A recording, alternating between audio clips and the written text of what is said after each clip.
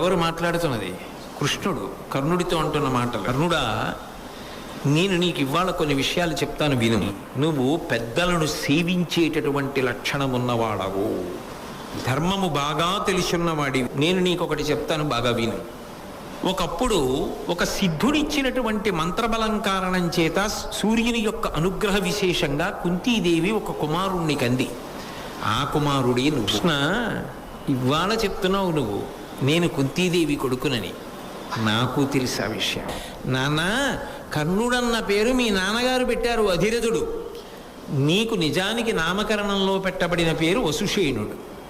ఎందుకు 2 పేర్లు వచ్చాయి అంటే, నువ్వు మాకు గంగానదిలో ఒక పెట్టెలో దొరికావు.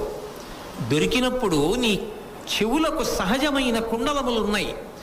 కుండలములు సహజముగా ఉన్న చెవులతో వచ్చిన పిల్లవాడివి కాబట్టి కర్ణ అని మేము పిలిచాం. అటువంటి కర్ణములున్నవాడు అని.